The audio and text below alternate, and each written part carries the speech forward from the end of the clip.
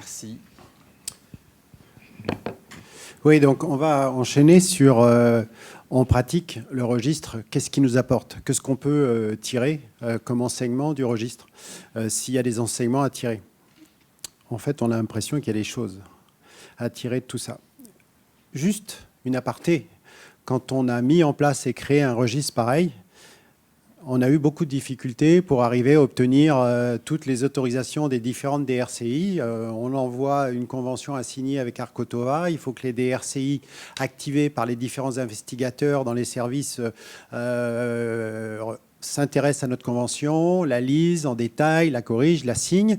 Et vous voyez que c'est quand même une sacrée galère parce que sur tous nos centres, d'abord, vous voyez qu'il y a beaucoup d'envois de conventions qui n'ont jamais eu de retour. Donc, ça a été resté lettre morte malgré notre travail, notre sollicitation.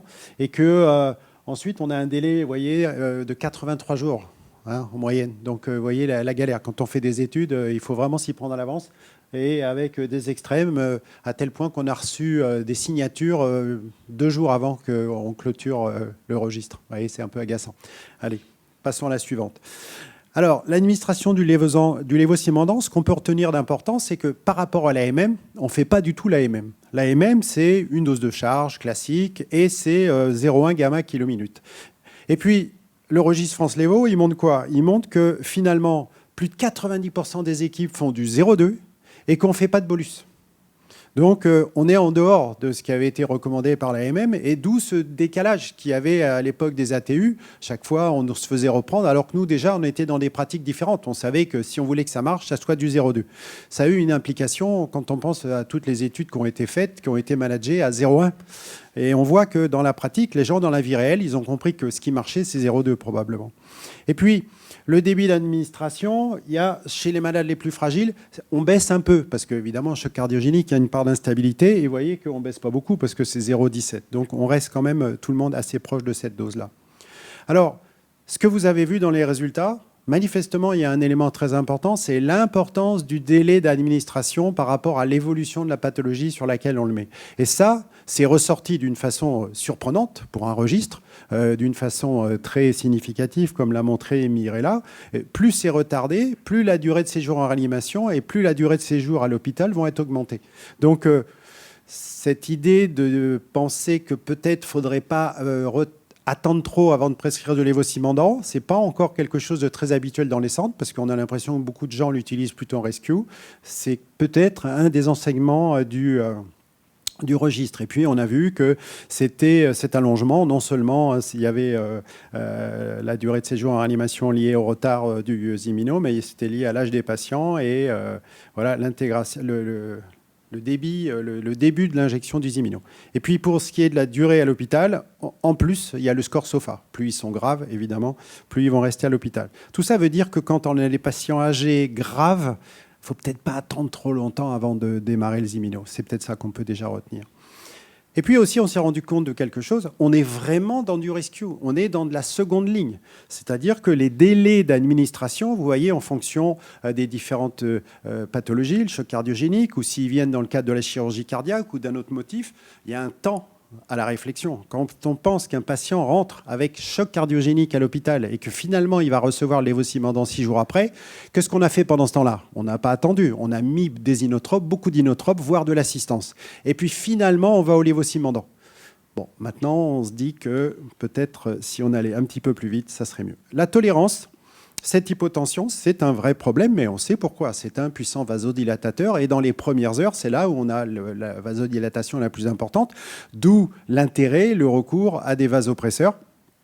Et c'est ce qu'on voit chez 25% des patients. La fibrillation auriculaire, alors là, c'est un peu une surprise. On s'attendait à ce que ça soit plus élevé, que ça soit vraiment plus pro-arythmogène. Et bien, pas tant que ça, puisqu'il y a seulement 14% des cas. Et on a vu qu'il y a des patients qui sont plus sensibles à faire de la FA que d'autres. Ensuite, sur les événements indésirables. Alors, on a compris combien c'était compliqué, mais il semble que finalement, rapporter des événements indésirables essentiellement directement au lévosimendan, c'est pas très facile et on n'en a pas retrouvé beaucoup. Et puis un dernier point, c'était est-ce qu'il y a beaucoup de patients sur lesquels on s'est trouvé dans la situation où il faut arrêter un peu en catastrophe le lévosimendan parce que manifestement ça l'a aggravé. Alors c'est arrivé. dans des situations très complexes, hein, sous assistance et autres, et vous voyez que c'est survenu dans moins de 5% des cas. Alors, quand on regarde les données de la littérature, qu'est-ce qui a été décrit? Alors, ces études Revive, Survive et autres, elles ont eu un impact quand même, parce que c'est celles qui ont été utilisées pour obtenir l'AMM. Alors, il y a un sacré décalage. C'est des études qui datent de 2008-2010. Et puis, c'est ce qui a fait l'AMM de ce qu'on fait maintenant et de nos pratiques.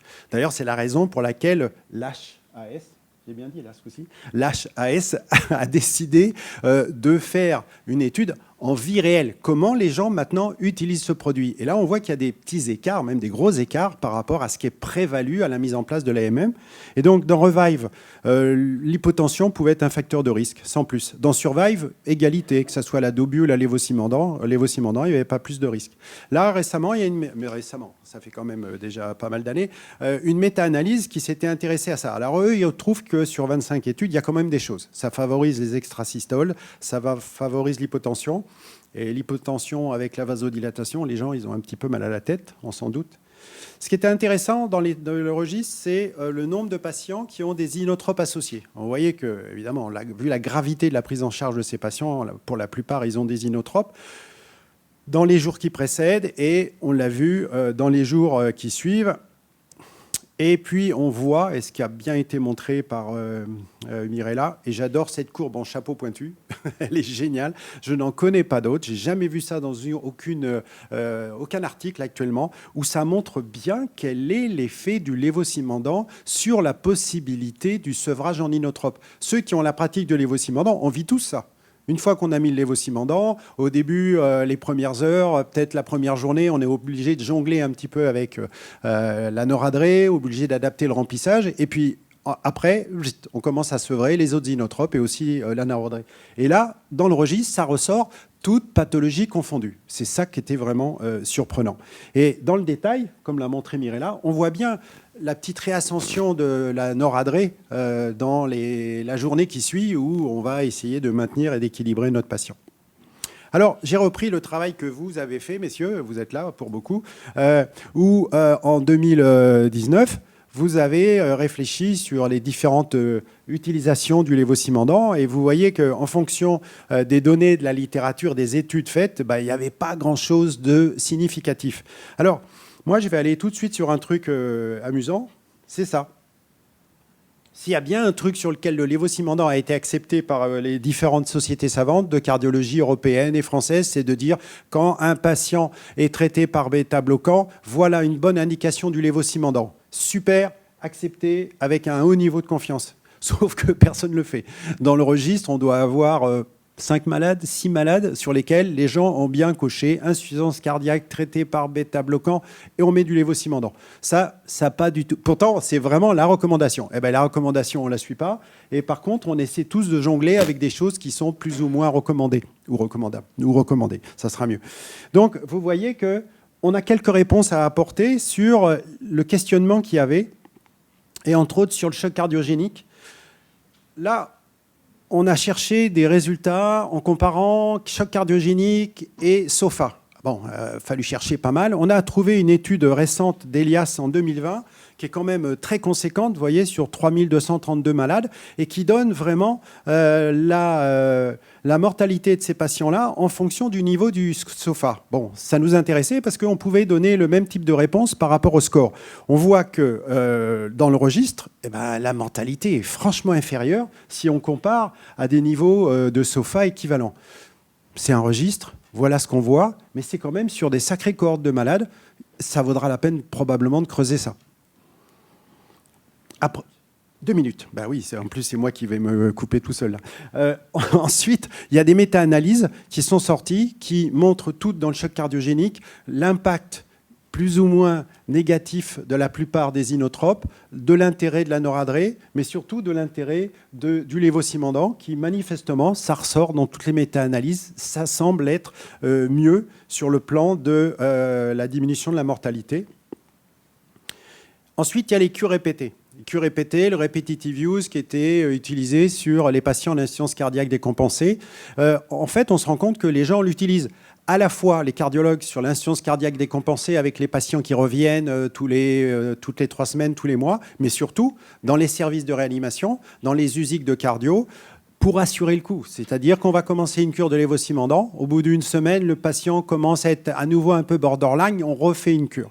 Et donc, ce qu'a très bien montré Mirella, on voit bien ces cures successives pour certains patients où on va refaire des cures de lévocimendant pour assurer l'affaire. C'est intéressant parce que le patient, pendant ce temps-là, il n'a plus d'inotrope et on donne que des cures de lévocimendant. Et là, il y a une publication récente espagnole qui montre l'intérêt qu'il y a de faire ces cures-là. 1 minute. Non, 55, c'est bon. Préconditioning. Alors, le préconditioning, c'est un point très intéressant parce que on voit dans le registre qu'il y a une quarantaine de patients sur lesquels les investigateurs ont vraiment coché préconditioning, c'est-à-dire qu'ils ont donné du lévocimendant 24 heures avant une chirurgie. Vous voyez différents types de chirurgie. Et c'est intéressant parce que dans l'étude de Licorne, dans l'étude Lévo-CTS, c'était du préconditioning qui était projeté. Pour des raisons d'organisation, technique et tout, ce préconditioning était fait à l'induction d'anesthésie, à la dose de 0,1. Donc, voilà, il y a les résultats de ces études. Et pourtant, au départ, c'était sur l'idée de l'étude de Levin, qui était très intéressante, qui était monocentrique, mais qui donnait des résultats avec le lévocimendant absolument extraordinaires, avec du lévocimendant donné 24 heures avant la chirurgie. Mais c'était monocentrique, d'où l'intérêt de faire ces grandes études. Et là, récemment, vous avez une étude espagnole. Alors eux, ils l'ont donné carrément 48 heures avant. Et bien, 48 heures avant, vous voyez les résultats sur la survenue du syndrome de bas débit, la durée de réa, le coût même, c'est intéressant. Donc, cette idée de faire du préconditioning, là encore, elle est peut-être à creuser. Et puis, sur l'ECMO, 56, c'est bon, j'ai encore 1 minute. Sur l'ECMO, on se rend compte que dans le registre, le délai de mise en route du traitement, en médiane, est de 4 jours. Avec des variations de 2 à 7 jours, sur des durées d'assistance de 9 jours, vous voyez les extrêmes, et sur des scores de SOFA élevés, bien sûr. On s'est rendu compte que ce délai de mise en place du Zimino, il est très important parce que ça va impacter directement la durée de l'assistance, la durée du séjour en réa et la durée à l'hôpital. Donc là, il y a peut-être quelque chose à creuser et aussi des études à faire probablement. Ensuite, les risques de décès des patients sous assistance, ils sont liés à la gravité du score SOFA. Ils sont liés à la dose totale. Si on n'en met pas assez, on va avoir plus de morts que si on fait une dose correcte. Et à la survenue d'hypotension. C'est-à-dire qu'il faut vraiment bien les tenir et éviter l'hypotension en même temps qu'on met le lévocimendant sous ECMO. A priori, il suffit d'augmenter le débit si on ne veut pas avoir d'hypotension. Quelles sont les données de la littérature là-dessus? Alors, je commence par de la pédiatrie. 145 patients repris. Et manifestement, le lévocimendant administré avant la décanulation, eh bien, ça diminue les risques d'échec de sevrage et même le risque de mortalité. Donc, ça me paraît conséquent. 3 méta-analyses toutes récentes là-dessus qui reprennent l'ensemble des publications qui ont été faites sur lévocimendant et ECMO. La plupart du temps, c'est du rétrospectif pour l'instant. Globalement, le lévocimendant, pour la plupart des équipes, de ces publications, montre que ça permet de réussir le sevrage correctement et l'amélioration de la survie. Enfin, sur le syndrome de bas débit, il y avait une méta-analyse qui existait depuis 2013, Harrison, sur lesquelles on s'est tous appuyés, qui montrait qu'il y avait manifestement de l'intérêt. Dans Licorne, Chita et Lévo-CTS, donc les études de méta de Bernard et de Landoni, il n'y avait pas vraiment de résultats, mais la critique que je ferai, elles sont toutes à 0,1. Et Landoni, c'est encore pire, il est à 0,07. Donc c'est comme si on ne donnait pas de lévocimendant.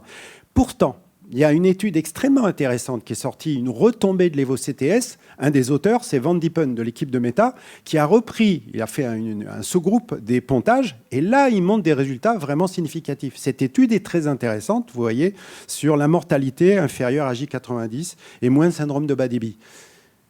Il y a des choses à voir. Alors on peut dire non, non, non et non, parce que rien n'est significatif, mais ça peut gratter un petit peu la tête. Et puis enfin, une dernière méta-analyse de 2021 sur lévocimendant et pontage, et là encore, réduction de la mortalité. Je vais passer la défaillance ventriculaire, et je vais passer, pour finir, on va retenir la dose. Maintenant, le registre a sorti une dose à 0,2. L'hypotension dont il faut se méfier, qu'il faut contrôler et qu'il faut anticiper. La fibrillation qui est faible. Les vasopresseurs, j'en parlerai pas. Dans le registre, On se rend compte que le lévocimendant, c'est du rescue, et c'est peut-être là où on peut aller plus loin et anticiper. Sur la durée, je crois que j'ai bien expliqué les choses, je passe à ça. Les réinjections, c'est à la fois sur la continuité de la réanimation, les patients en insuffisance cardiaque chronique, les patients en attente de transplantation. Par exemple, en pédiatrie, c'est une alternative à l'assistance. Il y a beaucoup de patients comme ça, et il y a des données de la littérature là-dessus, entre autres de notre équipe, où on a montré que ça permettait de surseoir à l'assistance. Et puis, ce qu'on s'est rendu compte, c'est qu'il s'est passé quelque chose avec le registre. Parce que pendant que le registre a été fait, on était en Covid. Pendant qu'on était en Covid, les labos ne travaillaient plus, il n'y avait plus de communication. Et malgré ça, le nombre de centres a augmenté. On imagine que c'est le fait que ça soit AHS, registre, ces deux mots qui ont dû dire aux gens « Oula, ça devient sérieux maintenant, le lévocimendant ». Et on ne comprend pas bien pourquoi ça s'est mis à augmenter. Toujours est-il que ça a vraiment augmenté et qu'apparemment ça continue. Et je conclus, pour éviter que vous pensiez que tout ce que je viens de dire, c'est ça qu'il fallait faire, avec mon défaut habituel, ce n'est qu'un registre des pratiques en vie réelle et que tout ce qu'on a trouvé, ça demande des confirmations. Voilà, je vous remercie. Merci beaucoup Philippe. Bon, on n'a pas beaucoup de temps pour la discussion, mais en tout cas, Mirella, si tu veux venir te joindre à nous.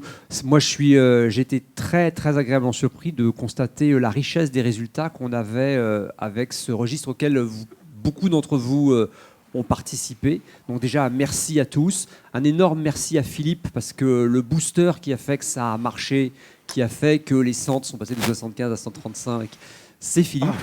C'est sûr, mais c'est le meilleur représentant de Orion Pharma. mais par contre, franchement, on a vraiment des indications intéressantes.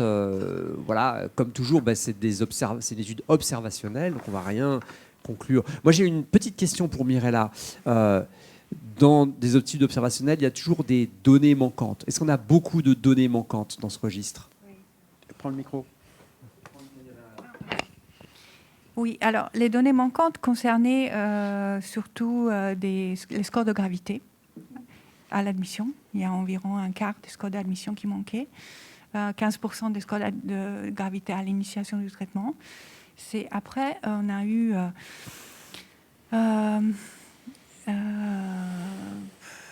il y avait des durées de séjour qui manquaient, environ 6 à 7%.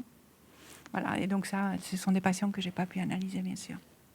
Mais globalement, c'était pas mal. Bien rempli, oui. Les doses étaient bien remplies, l'usage des inotropes était toujours bien précisé, oui. Je suspecte que nos amis cardiologues ne savent pas calculer le score SOFA. On n'a peut-être pas mis le bon score pour les cardiologues, ça c'est sûr. Ça c'est probable. Ton optimisme sur la fibrillation auriculaire, je voudrais le tempérer parce que je pense juste qu'on ne s'est pas donné les moyens de la détecter. Donc on en voit à 14%, mais vous savez tous que la fibrillation auriculaire, c'est sûr. On peut passer à côté très facilement. Et quand on met des holters implantables, notamment après les remplacements valvulaires aortiques, on en trouve 100%. Quand on regarde comme ça, on trouve 50%. Mais là, c'était pas du tout. C'était un registre. Donc je pense qu'il ne faut pas trop se glorifier de ce chiffre-là. Est-ce qu'il y a des réactions dans la salle aux données présentées Oui. Il faudrait un micro. Merci. J'aurais une question plus sur les pratiques plutôt que sur le lévocimendant. Je ne comprends pas bien pourquoi la posologie de dobutamine, elle est vraiment à son maximum au moment de l'injection de lévocimendant. Je ne sais pas trop parce que normalement, dans mon centre, quand on sait qu'on va mettre du lévocimendant, on est à une posologie de dobutamine qu'on ne peut plus bouger. Je vous interromps tout de suite. En fait, le graphique que j'ai montré montrait le nombre de patients qui recevaient de la dobutamine. D'accord. C'était pas la posologie. Non. Ok, autant pour moi. Oui, moi j'avais une autre remarque. En fait, je voulais connaître votre sentiment, vous qui êtes des grands experts sur le sujet. Il y a une espèce de notion comme quoi le lévocimendant, ça ça s'introduit pas à la phase à chaud, mais qu'il faut attendre d'observer un début de récupération myocardique. Enfin, je voulais savoir votre sentiment là-dessus, et est-ce que ça avait un réel sens, en fait, ça Sur le timing, quoi. La raison pour laquelle les gens sont prudents pour l'introduire à chaud, si on pense à un patient en choc et vasoconstricté, étant donné que c'est un vasodilatateur, le risque c'est que ça écroule le malade tout de suite. Surtout à l'époque, les gens faisaient le bolus. C'est pour ça que ça a vraiment calmé les ardeurs, parce que le bolus sur ce type de malade, c'était catastrophique. L'autre chose aussi, c'est que comme on ne fait pas de bolus, les effets du lévosimendan vont arriver progressivement. Sans bolus, on commence à ressentir les premiers effets au bout de 4-5 heures. Si on est en situation d'urgence avec un malade qui est vraiment pas bien, on préfère avoir un inotrope on-off. C'est la solution. Dans nos pratiques, en introduisant le lévosimendan, on le met en même temps que tout. Et on le met en même temps que tout. On commence le lévosimendan très prudemment et on contrôle le malade avec ces inotropes classiquement. Que ça soit avec un vasopresseur, que ça soit avec la dobutamine, on le prend en charge tout de suite comme ça. Et puis, le lévosimendan, plus il est donné tôt, plus il va avoir son effet. Et rapidement, on va commencer à sevrer les autres inotropes.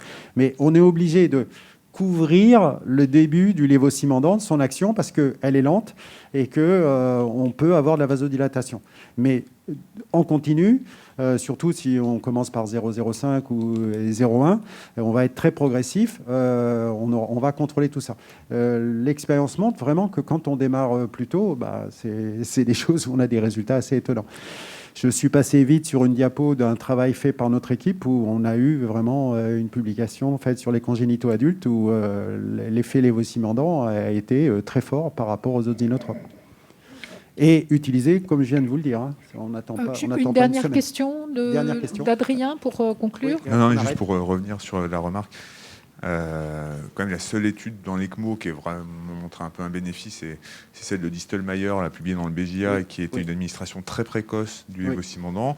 Et je pense que c'est à partir de cette étude que s'est appuyé Alain Comble, qui débute l'étude Lévo-ECMO, qui est un PHRC multicentrique national randomisé sur l'utilisation du lévosimendan administré très précocement dans les 24 premières heures, et comme critère de jugement principal la durée d'assistance, donc le sevrage, l'efficacité ou pas sur le sevrage. Il y a globalement 4 études, je pense rétrospectives, qui ont étudié l'effet du lévosimendan pour le sevrage de l'ECMO, celle de Distelmayer et 3 autres qui sont françaises d'ailleurs, je pense. Oui, pas toutes. Hein. Pas toutes. Ouais, non, mais c'est ça. Il y a celle de Lyon, il y a celle de La Réunion, une Alfonsi, et puis Alfonsi, italien, et Distelmayer. Voilà. Les résultats, ils sont des études sur un plan méthodologique, elles sont quand même très discutables, avec des et l'effet est quand même pas très bien retrouvé, quoi. Et je termine. Donc nous aussi, on a regardé là. Le papier est en cours de révision, et avec une méthodologie un tout petit peu différente pour s'affranchir de tous les biais, donc une étude en essai émulé. Et nous, on retrouve malheureusement pas d'effet du tout non plus du lévosimendan sur aucun critère de jugement. Donc, moi, je suis au registre, c'est un énorme boulot, et c'est vraiment bravo pour l'avoir réalisé. Je ne pense pas qu'il puisse nous dire si vraiment c'est efficace ou pas. Ça, c'est quand même l'étude d'Alain Combe qui pourra nous apporter une réponse. Moi, à titre personnel, je suis quand même assez dubitatif, même si on en fait beaucoup encore, parce que je pense qu'on en fait aussi aux patients qui sont en train de récupérer. Enfin voilà, on peut discuter, mais... Tu as raison, Adrien, on ne peut rien dire d'une étude observationnelle. Néanmoins, on voit cette association. Voilà, donc c'est intéressant. Et j'avais peur qu'on n'ait rien... D'où l'intérêt des études exploitable avec ces données. Et finalement, il y a des choses quand même qui... C'est le but des études observationnelles et en vie réelle, c'est de générer des idées et d'apporter des éléments de réflexion. Et puis c'était le format demandé par la HS, donc on a suivi la demande, mais étonnamment, il y a des choses qui sortent. Il faut qu'on conclue. Je vais laisser notre présidente. Oui, donc je vous invite à rester à la session suivante, et pour clore celle-ci... On prend les noms de ceux qui sortent. On prend les noms de ceux qui sortent. Et pour ce qui concerne celle-ci, comme je l'ai dit en introduction, Philippe et Arkotova ont su créer une belle dynamique pour arriver à mener à bien ce registre qui a été donc clos dans les temps, avec une courbe d'inclusion qui était quasi parfaite, tout en sachant qu'on avait traversé une crise sanitaire qui était quand même un petit peu compliquée. Voilà, merci. Et donc rendez-vous pour la suite.